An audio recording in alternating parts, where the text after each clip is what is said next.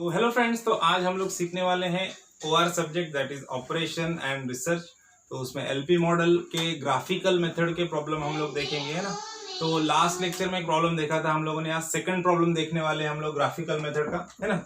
तो प्रॉब्लम का जो स्टेटमेंट है वो स्टेटमेंट मैंने डिस्क्रिप्शन में डाला हुआ है ना। उससे हम लोग पहले टेबल बनाएंगे, फिर इक्वेशंस बनेंगे, है ना। फिर वो इक्वेशंस की मदद से हम लोग ग्राफिकल फॉर्म में उसका फिजिबल एरिया निकालेंगे और वहां से हमको z की वैल्यू मिलेगी। ओके, तो चलो स्टार्ट करते हैं। सबसे पहले मैं यहाँ पे आपका प्रॉब्लम का स्टेटमेंट पढ़ता हूँ, आप भी डिस्क्रिप्शन में जाओ और स्टेटमेंट को पहले अच्छे से पढ़ लो। हाँ, तो देखो यहाँ पे पढ़ रहा हूँ स्टेटमेंट प्रॉब्लम का। देखो क्या बोल रहा है, XYZ ऑयल कंपनी, मतलब कोई भी एक ऑयल कंपनी है, requires 12,000, 20,000 and 15,000 barrels of high grade, medium grade and low grade oil, है ना। मतलब तीन टाइप के ग्रेड है, हाई ग्रेड, मीडियम ग्रेड और लो ग्रेड। तो वो ऑयल चाहिए, उसको रिक्वायरमेंट चाहिए उसका 12,000, 20,000 और 15,000 का रिक्वायरमेंट है हाई, लो और मीडियम ग्रेड के ऑयल का रिस्पेक्टिवली। रिफाइनरी ए प्रोड्यूस, अभी यहाँ पे ए और बी दो रिफाइनरीज है। तो रिफाइनरी ए कितना प्रोड्यूस कर रहा है, 100, 300 एंड 200 बैरल्स पर मिनट ऑफ हाई ग्रेड, है ना। मतलब एक मिनट में रिफाइनरी ए क्या कर रही है, 100, 300 और 200 बैरल्स पर मिनट प्रोड्यूस कर रही है, हाई, मीडियम और लो ग्रेड के हैं। उसी तरह से respectively while the refinery B produces 200, 400 and 100 barrels per minute of high grade, medium grade and low grade oil, है ना। तो रिफाइनरी ए कॉस्ट RS 400 पर मिनट। अब रिफाइनरी ए का कॉस्ट कितना है, RS 400 पर मिनट, है ना। और रिफाइनरी बी का कितना है कॉस्ट, RS 300 पर मिनट। एक मिनट में 300 पर लग रहा है टू ऑपरेट, है ना। ऑपरेटिंग कॉस्ट है उसका, हुआ है ना। How many minutes should each be run to minimise cost while satisfying requirements using graphical method, है ना। Satisfy the requirement using graphical method बोला उसने, और मिनिमाइज करना है अपने को। तो यहां से हमको समझ रहा है कि प्रॉब्लम मिनिमाइजेशन का, है ना। तो उसको टेबुलर फॉर्म में, सिंपल फॉर्म में यहाँ पे हम लोग पहले गिवन डाटा को फॉर्मुलेट करेंगे, उससे इक्वेशन बनाएंगे। तो चलो यहाँ पे हम लोग ने देखो रिफाइनरी दो है, ए और बी, है ना। जैसे कि मैंने लास्ट के एलपीपी मॉडल फॉर्मुलेशन के प्रॉब्लम में बोला था, स्टूडेंट्स बहुत कंफ्यूज होते हैं कि सर x1 x2 किसको ले, है ना। तो बहुत ज्यादा कंफ्यूज, अभी high grade, medium grade, low grade है, तो यहाँ पे x1 x2 x3 कर दे, है ना। या फिर रिफाइनरी ए और रिफाइनरी बी, इसको x1 x2 कर दे। तो सिंपल से याद रखना है, जहां पे जिसका कॉस्ट दिया हुआ है ना, जो भी वेरिएबल्स का कॉस्ट दिया हुआ है उसको x1 x2 ले लो। अब यहाँ पे देखो हम लोग को ऑपरेटिंग कॉस्ट किसका दिया, रिफाइनरी का दिया। रिफाइनरी ए और बी का ऑपरेटिंग कॉस्ट दिया हुआ है ना। तो कॉस्ट कितना है उनका, तो देखो operating cost of refinery A and B कितना दिया, 400 पर मिनट एंड 300 पर मिनट। रिफाइनरी ए का ऑपरेटिंग कॉस्ट कितना है, रिफाइनरी ए का ऑपरेटिंग कॉस्ट है 400, है ना, 400 पर मिनट, और रिफाइनरी बी का ऑपरेटिंग कॉस्ट है 300 पर मिनट। देखो तो ये ए और बी दोनों का कॉस्ट दिया है ना। तो इसका मतलब x1 ए को कंसीडर करेंगे, बी के लिए x2 कंसीडर करेंगे, है ना। अब देखो, अब और बाकी का गिवन डाटा भरेंगे हम लोग। देखो रिफाइनरी ए जो है वो high grade oil, medium grade oil और लो ग्रेड ऑयल पर मिनट कितना प्रोड्यूस कर रही है, यहाँ पे वैल्यू दी है उसकी, है ना। रिफाइनरी है 100, 300 एंड 200 बैरल्स, है ना। तो 100, 300 एंड 200 बैरल्स। वैसे ही रिफाइनरी बी क्या कर रही है, 200, 400 and 100 barrels of high, medium and low grade oil is produced in a single minute, है ना। देखो पर मिनट का बता रहा है सब गिवन डाटा हम लोग को। ओके, अब देखो मिनिमम रिक्वायरमेंट कितना है। देखो मिनिमम रिक्वायरमेंट कितना है, स्टार्टिंग में ही बोला उसने, XYZ कंपनी को रिक्वायरमेंट कितना है, 12,000 का रिक्वायरमेंट है हमारा हाई ग्रेड ऑयल का, है ना। तो जो हाई ग्रेड ऑयल है उसका रिक्वायरमेंट कितना है, 12,000 बैरल, है ना। और जो मीडियम ग्रेड ऑयल है उसका रिक्वायरमेंट कितना है, उसका है 20,000 बैरल, ओके। और जो लो ग्रेड ऑयल है उसका रिक्वायरमेंट कितना है, उसका रिक्वायरमेंट है 15,000 बैरल। तो इस तरह से हम लोगों ने गिवन डाटा को टेबुलर फॉर्म में ला लिया। टेबुलर फॉर्म में आने के बाद बहुत इजी हो जाता है प्रॉब्लम, है ना। हाँ, तो देखो, तो सब में पहले क्या करेंगे, x1 और x2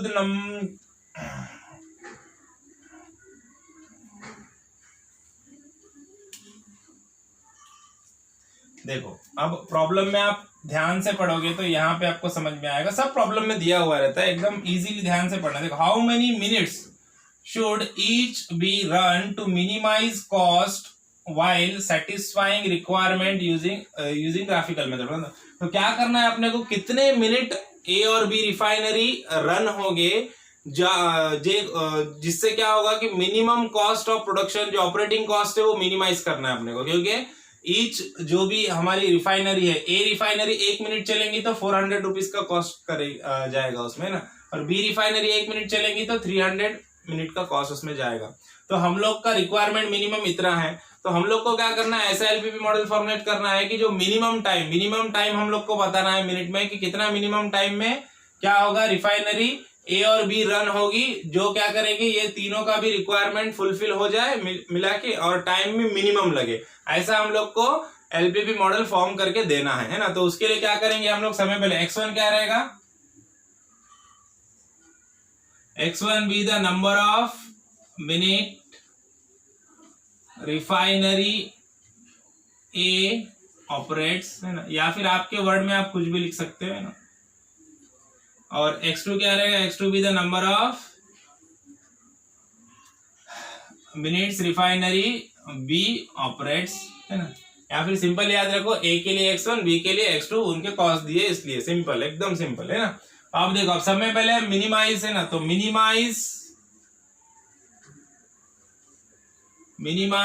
z is equal to क्या आ जाएगा, अब ऐसे कितने मिनट चलने वाली रिफाइनरी है, कितने मिनट चलने वाली x1, और उसका कॉस्ट कितना, 1 मिनट चली तो 400 है, तो x1 मिनट चली तो कॉस्ट कितना हो जाएगा, 400 x1 प्लस, अब रिफाइनरी बी अगर 1 मिनट चलती है तो उसका कॉस्ट है 300 रुपीज, है ना। अब कितने मिनट चलने वाली है वो x2 मिनट चलने वाली है। अब x2 मिनट चलेंगी तो कॉस्ट कितना हो जाएगा, x2 मिनट चलेगी तो उसका कॉस्ट हो जाएगा 300 x2, है ना।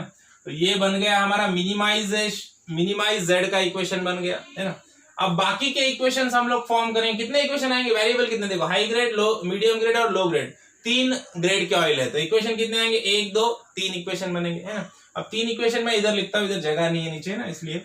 तो सब में पहले क्या आएगा, देखो, अभी रिफाइनरी ए से हाई ग्रेड ऑयल 1 मिनट में कितने बैरल निकल रहा है, 100 बैरल निकल रहा है ना। तो अभी ऐसे ए रिफाइनरी 1 मिनट में, है ना, 1 मिनट में 100 बैरल ऑयल मिल रहा है हम लोग को, किसका, हाई ग्रेड ऑयल का, है ना, रिफाइनरी ए से। तो ऐसा रिफाइनरी ए कितने मिनट चलने वाली है, x1 मिनट, है ना। तो x1 मिनट में कितने बैरल मिलेगा, 100 इंटू x1, है ना। या फिर इसको बोल सकते हैं हम लोग सिंपल 100 x1, है ना। मतलब 1 मिनट में 100 बैरल निकल रहा है, तो अगर x1 मिनट चलेंगे तो 100 इंटू x1, है ना, प्लस वैसे ही देखो, अब रिफाइनरी बी जो है, रिफाइनरी बी 1 मिनट में 200 बैरल ऑयल प्रोड्यूस करती है, किसका, हाई ग्रेड ऑयल, है ना। तो ऐसे कितने मिनट चलने वाली रिफाइनरी बी, x2 मिनट चलने वाली है, तो यहाँ पे क्या हो जाएगा, प्लस 200 x2, राइट। अब देखो, अब इसका मिनिमम रिक्वायरमेंट 12,000 है, अपने को हाई ग्रेड ऑयल मिनिमम कितना चाहिए, 12,000 बैरल चाहिए मिनिमम, है ना। तो मिनिमम 12,000 चाहिए, मतलब मिनिमम 12,000, मतलब 12,000 से कम चलेगा क्या, नहीं चलेगा, 12,000 से ज्यादा हुआ तो चलेगा, मतलब 12,000 या 12,000 से ज्यादा चाहिए, है ना। तो मतलब ग्रेटर देन और इक्वल्स टू 12,000 आएगा यहाँ पे, है ना। तो 12,000 से कम नहीं चाहिए, है ना, 12,000 से कम नहीं चाहिए, 12,000 चाहिए या 12,000 से ज्यादा चाहिए, है ना। तो मिनिमम रिक्वायरमेंट 12,000 है, तो यहाँ पे क्या आएगा, ग्रेटर देन और इक्वल्स टू 12,000, तो यहाँ पे सिंबल आ जाएगा ग्रेटर देन और इक्वल्स टू 12,000, राइट। अब वैसे ही सेकेंड वाला मीडियम ग्रेड, है ना, मीडियम ग्रेड का रिफाइनरी ए कितना प्रोड्यूस कर रही है, 1 मिनट में 300 बैरल, कितने मिनट चलने वाली है, x1 मिनट, तो क्या हो जाएगा, 300 x1 प्लस, अब रिफाइनरी बी कितना प्रोड्यूस करती है, 400 बैरल 1 मिनट में, तो रिफाइनरी बी कितने मिनट चलने वाली है, x2 मिनट, तो x2 इंटू 400, तो 400 x2। अब ये दोनों का मिला के कितना होना चाहिए, मिनिमम 20,000 बैरल निकलना चाहिए ऑयल, है ना। मिनिमम रिक्वायरमेंट कितना है, 20,000, मतलब मिनिमम 20 20,000 चाहिए, 20 से कम नहीं चाहिए, 20 से ज्यादा चलेगा, 20 से कम चाहिए क्या, नहीं चाहिए। तो इसके लिए क्या आएगा सिंबल, ग्रेटर देन और इक्वल्स टू 20,000 बैरल्स। वैसे ही अब लो ग्रेड ऑयल के लिए, अब देखो लो ग्रेड ऑयल के लिए देखो रिफाइनरी ए कितना प्रोड्यूस कर रहा है, 1 मिनट में 200 बैरल, है ना। तो ऐसे कितने मिनट चलने वाला है, x1 मिनट चलने वाला है रिफाइनरी ए, है ना। तो इसके लिए कितना हो जाएगा total, 200 into x1 plus refinery B कितना प्रोड्यूस करता है, 1 मिनट में 100 बैरल ऑयल प्रोड्यूस करता है ना। तो ऐसे कितना चलेगा वो, x2 मिनट चलेगा। तो यहाँ पे क्या हो जाएगा 100 x2, है ना। अब ये दोनों का मिलाकर, दोनों का टाइम मिला, दोनों भी जितना टाइम रन करेंगे वो सब मिला के जितना भी ऑयल जो प्रोड्यूस होने वाला है बैरल में, वो कितना चाहिए, मिनिमम 15,000 चाहिए, है ना। कम से कम 15,000 चाहिए ना, उससे ज्यादा रहेगा तो चलेगा, इसलिए क्या आएगा, ग्रेटर देन इक्वल टू आएगा। या फिर सिंपल मिनिमाइजेशन का प्रॉब्लम रहेगा तो ग्रेटर देन इक्वल टू आता है, जनरली बोल रहा हूं, है ना। तो समझ में आया। तो यहाँ पे हमारे इक्वेशंस फॉर्म हो गए, मतलब एलपीपी मॉडल फॉर्मुलेशन हो गया, है ना। अब इसका ऑप्टिमम सॉल्यूशन निकालना है हम लोग को ग्राफिकल मेथड से। तो ग्राफिकल मेथड का यूज करके इसका सॉल्यूशन हम लोग को पूरा फॉर्म करना है। तो सॉल्यूशन कैसा फॉर्म करेंगे, देखो ये समझ में आ गया। अब ये इसको मैं रफ करता हूं। अब ग्राफिकल सॉल्यूशन की तरफ जाएंगे तो हर एक इक्वेशन को लेके हम लोग को x1 और x2 के वैल्यूज फाइंड आउट करना पड़ता है। सबसे पहले क्या करेंगे हम लोग, इक्वेशन नंबर 1 को ले लेते हैं। इक्वेशन नंबर 1 ये वाली इक्वेशन है हमारी, 12,000 वाली दिख रही है यहाँ पे ना बोर्ड पे जो आपको नजर आ रही है, पहला वाला ये इक्वेशन लेंगे ना। तो यहाँ पे लिख देता हूं मैं 100 x1 प्लस 200 x2, है ना। अब यहाँ पे क्या है, ग्रेटर देन और इक्वल टू है। तो जब भी हम लोग ग्राफिकल सॉल्यूशन के लिए जाते हैं तो ग्रेटर देन इक्वल टू लेने दो या लेस देन इक्वल टू लेने दो, हम लोग क्या लेंगे, इक्वल टू ले लेंगे, है ना। क्योंकि दोनों में कॉमन क्या होता है, इक्वल टू। तो इसके लिए इक्वल टू कर दो, इक्वल टू 12,000, इसको मान लो ये इक्वेशन नंबर 1 है।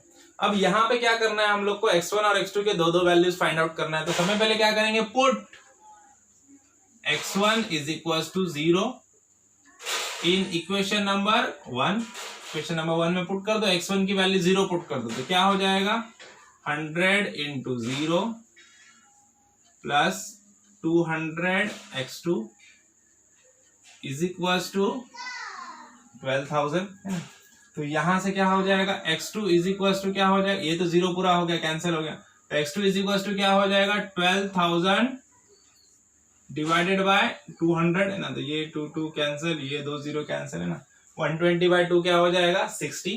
तो यहाँ पे x2 की वैल्यू कितनी आ जाएगी, x2 आ जाएगा 60, है ना। अब देखो, अब यहां से हम लोग को कुछ वैल्यूज मिल जाएंगे। x1 ये है सपोज हमारा, x2 है। एक छोटा सा टेबल बना लीजिए यहाँ पे। देखो जब x1 की वैल्यू हम लोगों ने 0 लिया तो x2 की वैल्यू कितनी मिल गई हम लोग को, 60 मिल गई, है ना। अब ऐसे ही क्या करना है, x1 के जगह पे x2 की वैल्यू 0 ले लो, तो x1 की हम लोग को न्यू वैल्यू मिल जाएगी, है ना। नीचे का मैं मिटा देता हूं।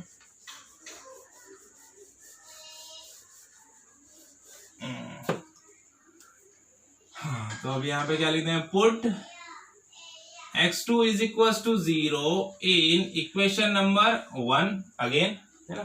तो अब इक्वेशन नंबर 1 में हम लोग x2 0 पुट करेंगे। देखो इक्वेशन नंबर 1 क्या है हमारा, 100 into x1 plus 200 into 0 is equal to 12,000, है ना।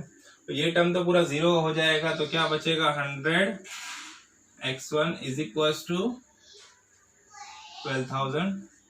तो x1 इज इक्वल टू क्या हो जाएगा, ये 2 0 ये 0 चला गया, तो क्या बचेगा 120, है ना। तो x1 क्या मिल गया हमारा 120। देखो जब x2 0 हो जाएगा तो x1 कितना मिल रहा है हमको, 120 मिल रहा है ना। तो ये इक्वेशन नंबर 1 के लिए हम लोग को ये दो वैल्यू मिल गए, है ना। अब ऐसे ही क्या करना है अपने को, इक्वेशन नंबर 2 देखना है। अभी इक्वेशन नंबर 2 देखेंगे हम लोग, ये रफ कर देता हूं मैं। अब इक्वेशन नंबर 2 के लिए सेम कैलकुलेशन करना है हम लोग को, कुछ भी चेंज नहीं। देखो अब इक्वेशन नंबर 2 क्या है हमारा, पहले इक्वेशन नंबर 2 को अच्छे से लिख दो। 300 x1 plus 400 x2 greater than equal to, क्या लेंगे हम लोग, इक्वल टू 20,000, राइट। अब देखो, अब क्या करना है, पुट, इक्वेशन को नाम दे दो, इसको इक्वेशन नंबर 2 दे दो। पुट, सब में पहले क्या करना है, x1 is equal to 0 in equation number 2, right. अब x1 is equal to 0 put कर देंगे यहाँ पे, तो 300 into 0 plus 400 x2 is equal to 20,000, right. अब x2 इज इक्वल टू क्या हो जाएगा, फिर ये तो 0 हो गया टर्म पूरा, x2 इज इक्वल टू क्या हो जाएगा, 20,000 डिवाइडेड बाय 400, है ना, ये और ये कैंसल हो जाएगा, है ना। आंसर कितना आ जाएगा, आंसर आ जाएगा 50, है ना। ओके, अब इक्वेशन 2 के लिए भी ऐसा एक टेबल बना देना है, सिंपल सा टेबल, छोटा वाला टेबल बना दो ऐसे, x1 ये है x2, ओके। जब हम लोगों ने x1 की वैल्यू 0 पुट की तो x2 की वैल्यू कितनी मिल गई हम लोग को, 50 मिल गई है ना। अब ऐसे ही क्या करना है, x2 की वैल्यू 0 पुट कर दो, तो वहां से हम लोग को x1 की वैल्यू मिलेगी, ओके। तो वापस लिखेंगे यहाँ पे, put x2 is equal to 0 in equation number 2, again वही करना है, 300 x1 plus 400 into 0 is equal to 20,000, right. अब ये टर्म 0 हो जाएगा, देखो यहाँ पे क्या हो जाएगा, 300 x1 इज इक्वल टू 20,000, है ना, 2 0 और यहाँ के 2 0 कैंसिल हो जाएंगे, x1 इज इक्वल टू क्या आ जाएगा, 200/3, है ना। तो 200/3 का वैल्यू कितना आ रहा है देखते हैं हम लोग, कैलकुलेशन में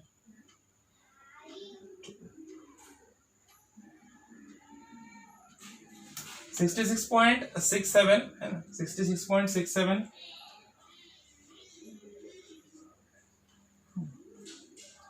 x2 को 0 लिया तो ये कितना आ रहा है, 66.67, या फिर 66.6 ले लो, अभी ग्राफ पे हम लोग 66.6 ही लेंगे, है ना।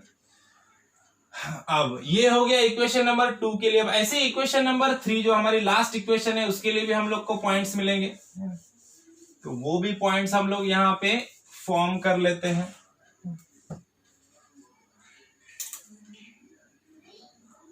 राइट, लास्ट वाला इक्वेशन हमारा क्या है, 200x1 plus 100x2 is equal to कितना है, 15,000, है ना। ग्रेटर देन इक्वल टू हम लोग इज इक्वल टू लेते हैं, इसको इक्वेशन नंबर 3 नाम दे दो। पुट क्या करना है, x1 is equal to 0 in equation number 3, equation number 3 में पुट कर दो, तो देखो x1 0 हो जाएगा तो ये क्या हो जाएगा, 200 इंटू 0 प्लस 100 इंटू x2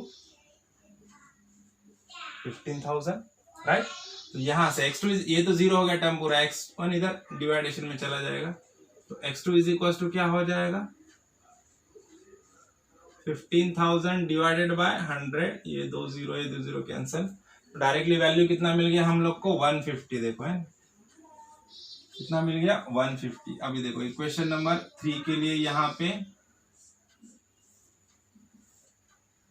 ये हो गया हमारा x1, दिस इज x2। जब x1 0 पुट किया तो x2 की वैल्यू मिल गई हम लोग को 150।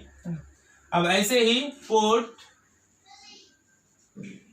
x2 is equal to 0 in equation number 3 again, तो अब देखो x2 0 पुट करेंगे तो क्या हो जाएगा, 200x1 प्लस 100 इंटू 0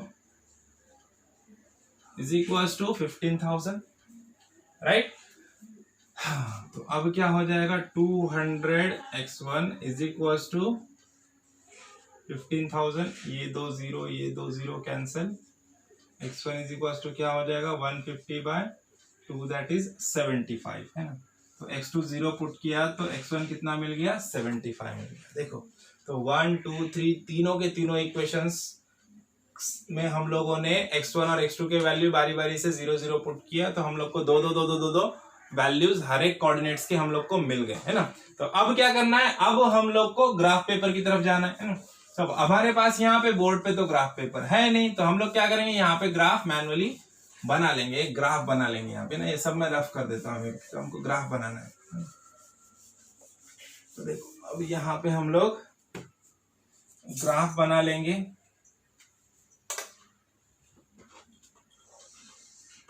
यहाँ पे ग्राफ फॉर्म कर लेंगे हम लोग, जिसकी मदद से हम लोग समझ सकेंगे कि ग्राफ पे आपको कैसे करना है प्रॉब्लम।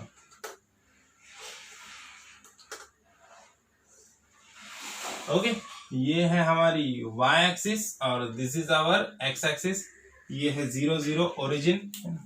अब देखो, अब हम लोग को कोई तो स्केल अप्रोक्सीमेट स्केल यूज करना पड़ेगा। यहाँ के वैल्यूज देखो, आपको समझ में आ जाएगी। मैक्सिमम वैल्यूज की तरह 120 150 का वैल्यू है ना, और मिनिमम वैल्यू कितना है, मिनिमम वैल्यू तो हमारा 60 वगैरह है, 50 60 ये वैल्यू आ रही है ना। तो अगर हम लोग अगर 10 लेते हैं, अगर 1 unit 1 centimetre is equal to 10 mm की स्केल अगर आप लोग लोगे है ना, 1 centimetre is equal to 10 unit लोगे, तो 150 का क्या हो जाएगा, 15 हो जाएगा। तो 15 हम लोग इजीली ले सकते हैं, 15 12 हम लोग इजीली ले सकते हैं, है ना।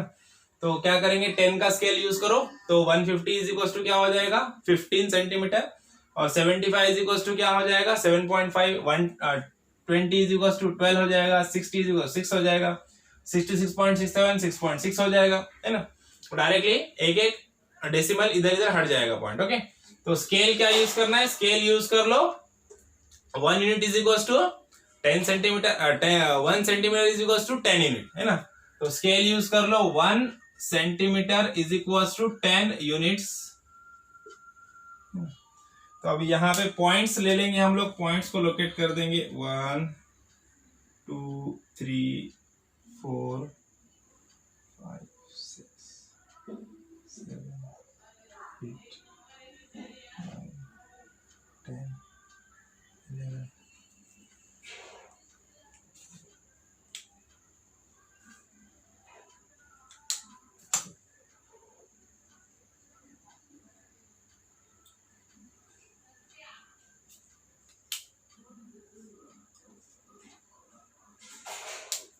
यहाँ पे पॉइंट्स को नाम दे देते हैं हम लोग, 1 2 3 4 5 6 7 8 9 10 11 12 13 14 एंड 15, है ना, दिस एक्स एक्सिस। वैसे भी वाई एक्सिस पे भी हम लोग को पॉइंट्स लेना है। देखो 1 2 3 4 5 6 7 8 9 10 11 12 13।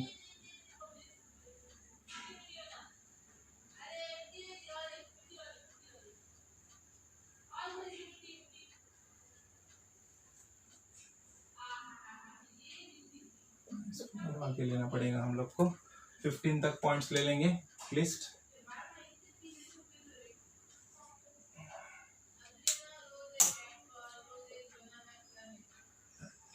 फोर्टीन 15।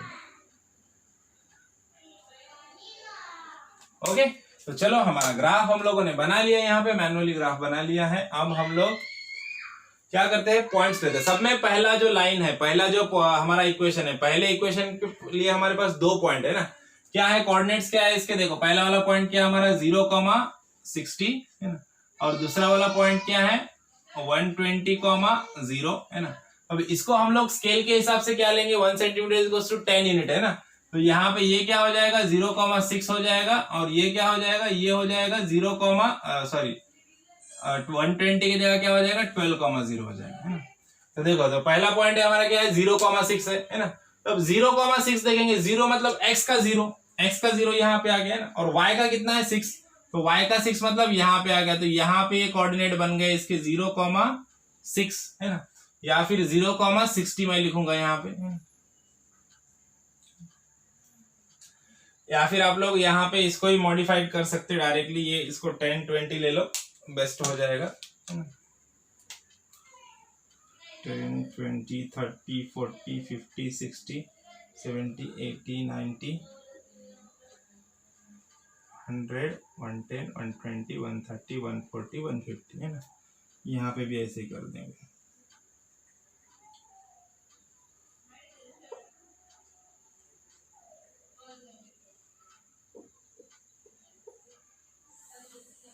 80, 90, 100, 110, 120, 130, 140, 150 है ना। इस स्केल की भी जरूरत नहीं, डायरेक्ट 0 60 पे एक पॉइंट मिल गया हम लोग को डायरेक्टली, है ना। 0 to 60 पे एक पॉइंट मिल गया हम लोग को, ये वाला पॉइंट मिल गया। अब दूसरा वाला पॉइंट कहाँ पे, दूसरा वाला पॉइंट है हमारा 120 किधर है हमारा 120, x का 120 और y का 0 है। x का 120 मतलब किधर आएगा, x का 120 यहाँ पे है ना, और y का 0 मतलब ये पॉइंट यहाँ पे भी आ जाएगा, ये आ जाएगा 120,0 इसके कोऑर्डिनेट हो जाएंगे ना। अबे दो पॉइंट्स को हम लोग ज्वाइन करेंगे तो हमको एक लाइन मिल जाएगी, जो लाइन हमारी रिप्रेजेंट करेगी इक्वेशन नंबर 1 को, है ना। इक्वेशन नंबर 1 को रिप्रेजेंट करने वाली लाइन है ये हमारी, okay. This represent equation number 1, equation number 1 की लाइन है ना। अब इसी तरह से इक्वेशन नंबर 2 की भी एक लाइन मिलेगी, यहाँ पे भी दो कोऑर्डिनेट्स है हमारे पास, है ना। पहला कोऑर्डिनेट क्या है हमारा 0,50 और दूसरा वाला कोऑर्डिनेट क्या है, दूसरा वाला कोऑर्डिनेट है हमारा 66.67,0। तो देखो पहला पॉइंट लोकेट कर देंगे हम लोग। पहला पॉइंट कहाँ पे है 0,50 मतलब x का 0 और y का 50 किधर है, इधर है ना। तो ये पॉइंट आ जाएगा 0,50, इसके कोऑर्डिनेट हो गए। और दूसरा वाला पॉइंट का क्या है हमारा कोऑर्डिनेट 66.67, x का ये 60 है यहाँ पे। अभी 66 मतलब यहाँ पे किधर आएगा 60.6 और 5 के बीच में आएगा, मिडिल पॉइंट यहाँ पे, है ना। ग्राफ पेपर पे आप आराम से ले सकते हैं। 66.6 और y का 0 मतलब ये लाइन पे आ जाएगा पॉइंट, तो इसके कोऑर्डिनेट हो जाएगा 66.67,0। अब ये दो पॉइंट्स मिल गए। ये दो पॉइंट क्या रिप्रेजेंट कर रहे हैं, ये दो पॉइंट रिप्रेजेंट कर रहे हैं लाइन, इसको लाइन नंबर 2 को, है ना। इक्वेशन नंबर 2 को रिप्रेजेंट कर रहे हैं ये लाइन। इसमें से एक लाइन ड्रॉ कर दो, ये लाइन रिप्रेजेंट करेगी इक्वेशन नंबर 2 को। अब ऐसे इक्वेशन नंबर 3 के लिए और हमारे पास एक लाइन मिल जाएगी। पहला कोऑर्डिनेट क्या है इसका 0,150 और दूसरा कोऑर्डिनेट क्या है 75,0। तो पहले देखो 0,150 मतलब x का 0 और y का 150 किधर गया, यहाँ पे आ गया पॉइंट, है ना। 0,150 वाला पॉइंट। और सेकंड पॉइंट क्या है, सेकंड पॉइंट है 75,0 मतलब x का 75, x का ये 70 और 80 के बीच में इधर किधर आएगा 75, x का 75 और y का 0 है ना। एक पॉइंट यहाँ पे, एक पॉइंट किधर है देखो वहां पे, है ना। अब ये दोनों को ज्वाइंट करना पड़ेगा, तो अपने को क्या मिलेगा, अपने को एक लाइन मिलेगी जो रिप्रेजेंट कर रही है इक्वेशन नंबर हमारे 3 को, है ना। इक्वेशन नंबर 3 को रिप्रेजेंट करेगी जो,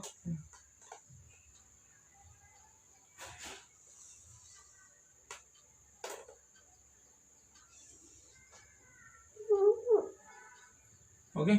ये लाइन रिप्रेजेंट करेंगी इक्वेशन नंबर 3 को, बराबर।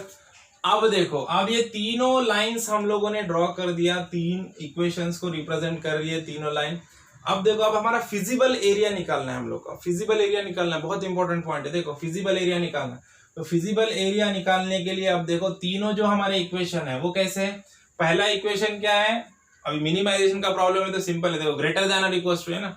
पहला इक्वेशन क्या है हमारा 100x1 plus 200x2 is greater than और इक्वल टू 12,000, है ना। दूसरा इक्वेशन क्या है 300x1 plus 400x2 is greater than और इक्वल टू 20,000।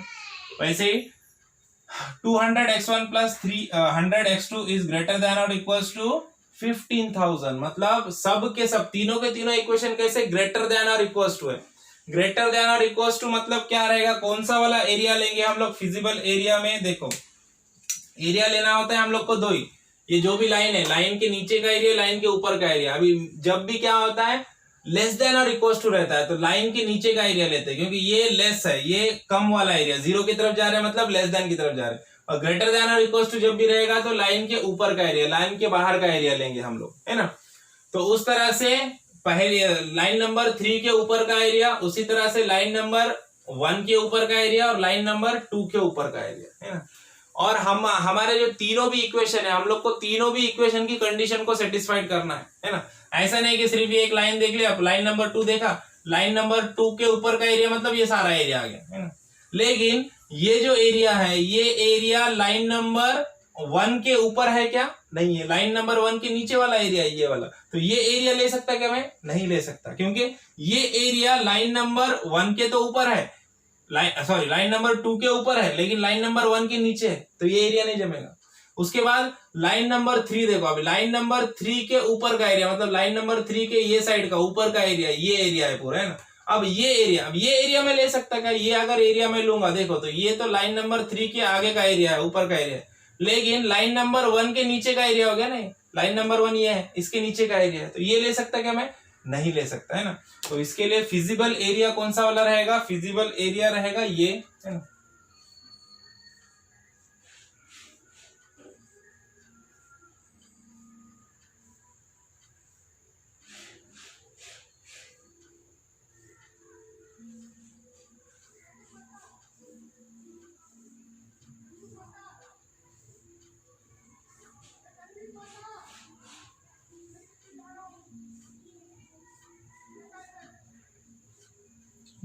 अब ये ऊपर का जितना भी पूरा एरिया आएगा, ये सब एरिया क्या रहेगा? ये फिजिबल एरिया रहेगा इसके ऊपर का, है ना। तो अब यहाँ पे कौन से पॉइंट्स मिल रहे हैं हम लोग को, कॉन्टेक्ट पॉइंट्स कौन से मिल रहे हैं, वो हम लोग को ध्यान से देखना है। देखो अभी यहाँ पे, अभी ये देखो इसका एंड, ये एरिया देखो, ये एरिया हम लोग नहीं ले सकते, ये एरिया लाइन नंबर 3 के ऊपर का है, लेकिन लाइन नंबर जो 1 है, 1 के नीचे का एरिया देखो, कोई भी लाइन के नीचे का एरिया आया क्या? अभी जो हैचिंग मारा मैंने उसमें कोई भी लाइन के नीचे का एरिया आया क्या? नहीं, सबके ऊपर का एरिया, मतलब ग्रेटर देन इक्वल टू मतलब ऊपर का एरिया लेना है। ओके, अब यहाँ पे पॉइंट्स कौन से मिले? सबसे पहले पॉइंट मिल गया ये हमारा, है ना। उसके बाद ये वाला इंटरसेक्शन पॉइंट मिला है, उसके बाद ये वाला पॉइंट मिला है, पॉइंट नंबर 3, है ना। तो ये 1 2 3 तीन पॉइंट मिले, तीनों को नाम दे दो, है ना। इसको नाम दे देंगे हम लोग ए, ये है पॉइंट हमारा बी, और सपोज ये है पॉइंट हमारा सी। तो अब ए बी सी, अब ए बी सी के कोऑर्डिनेट्स भी लिख लो, है ना। पॉइंट नंबर ए के कोऑर्डिनेट कितने हैं? ए के कोऑर्डिनेट यहाँ पे देखो 0,50 है, ऑलरेडी हमारे पास है 0,150। वैसे ही पॉइंट नंबर बी के कोऑर्डिनेट क्या है? पॉइंट नंबर बी के कोऑर्डिनेट गिन के देख लेना अच्छे से कितना रहा है। यहाँ पे तो बता रहा है 60 और 28 के आसपास बता रहा है। एग्जैक्ट वैल्यू देखते हैं हम लोग, एग्जैक्ट वैल्यू देखना जरूरी है ना। 60 30 देखो वैल्यू कितने हैं हमारे, देखो 60 और 30, 60,30, x का 60 और y का कितना 30। वैसे ही पॉइंट सी के कोऑर्डिनेट्स क्या है? ये तो डायरेक्टली 120,0 है ना। तो पॉइंट सी के कोऑर्डिनेट है 120,0। देखो सभी के सभी कोऑर्डिनेट्स अपने को यहाँ पे मिल गए। अब क्या करना है? अब हो गया खत्म। अब z के वैल्यू में हमको क्या निकालना है? z की वैल्यू निकालनी होती है। तो z के इक्वेशन में क्या करना है? ये तीनों कोऑर्डिनेट्स के वैल्यू पुटअप करके देखना है। जो भी हमारी वैल्यू, हमारा प्रॉब्लम कैसा है? मिनिमाइजेशन का, है ना। तो z की वैल्यू जहां पे भी मिनिमम आ रही है जिस भी कोऑर्डिनेट के लिए, वो हमारा क्या रहेगा? वो हमारे जो वैल्यू रहेंगे x1 और x2 के, वो एग्जैक्ट वैल्यू रहेंगे, है ना। तो उसके लिए क्या करना है? अभी z की इक्वेशन की तरफ जाना है। ये वाला पोर्शन मैं मिटा देता हूं इधर का, है ना। तो हम लोग अभी यहाँ पे z की इक्वेशन की तरफ जाते हैं। z की इक्वेशन लिख दो अभी सब में इंपॉर्टेंट। z की इक्वेशन क्या है? देखो z की इक्वेशन लिख देंगे हम लोग यहाँ पे। z का इक्वेशन हम लोग को इधर दिया हुआ है, z इज इक्वल टू, है ना,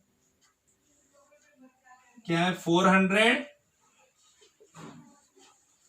x1 प्लस 300 x2, राइट। ये z का इक्वेशन है। अब हर एक पॉइंट के कोऑर्डिनेट्स इसमें पुट करना है। समय पहले पॉइंट ए के कोऑर्डिनेट पुट करेंगे हम लोग। पॉइंट ए के कोऑर्डिनेट क्या है? 0,150। तो देखो z के इक्वेशन में पुट करेंगे हम लोग 400 इंटू x1 कितना है हमारा? x1 की वैल्यू कितनी है? 0। तो 400 इंटू 0 प्लस 300 इंटू ये कितना? x2 कितना है हमारा? x2 है 150। तो 300 इंटू 150, है ना। अब इसको कैलकुलेट करो, यहां से हम लोग को z की वैल्यू मिल जाएगी। तो 400 इंटू 0 तो 0 हो गया। 300 इंटू 15 कितना हो जाएगा? तो 45,000 कितना आ गया? 45,000 वैल्यू आ गई इसकी ना। अब पॉइंट बी के लिए देखते हैं। पॉइंट बी के कोऑर्डिनेट क्या है? पॉइंट बी के कोऑर्डिनेट है 60, 30 है ना।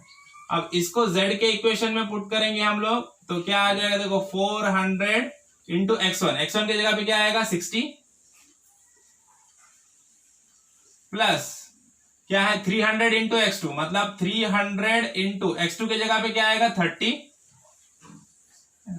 अब इसको कैलकुलेट कर लो, इसको कैलकुलेट करने के बाद हम लोग को आंसर मिल जाएगा 33,000। कितना मिल गया आंसर z का आंसर मिल गया है 33,000। 24 3 9 है ना, तो 24 और 9 कितना हो गया 33 बराबर। ओके 33,000 मिल गया। वैसे ही पॉइंट सी के लिए देखो, पॉइंट सी के कोऑर्डिनेट क्या है हमारा 120,0, तो 120,0 ये z के इक्वेशन में पुट कर दो। क्या है 400 इंटू x1, x1 कितना है 120, 400 इंटू 120 प्लस 300 इंटू x2, देखो तो 300 इंटू 0, राइट। तो देखो ये तो टर्म 0 हो जाएगा, 400 इंटू 120 देखो बराबर कितना आ जाएगा, z कितना आ जाएगा 48,000 है ना। तो z की वैल्यू कितनी आ गई यहाँ पे 48 120 ही है ना, 120 ही है ना।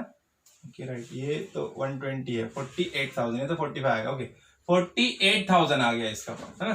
देखो तो सी पॉइंट का z का वैल्यू कितना आ गया 48,000 आ गया है ना। अब अपना प्रॉब्लम कैसा है, अपना प्रॉब्लम है मिनिमाइजेशन का। हमको क्या करना है, मिनिमम टाइम हम लोग को निकालना है कि ऑपरेटिंग कॉस्ट उसकी जो वो मिनिमम हो जाए। मिनिमम टाइम में ऑयल रिफाइनरी ने उतने बैरल्स ऑयल निकाल लिया, सब मिला के रिक्वायरमेंट कंप्लीट कर लिया, तो कम टाइम में किया तो क्या होगा, जो ऑपरेटिंग कॉस्ट है वो कम हो जाएगी। तो मिनिमाइजेशन ऑफ ऑपरेटिंग कॉस्ट है।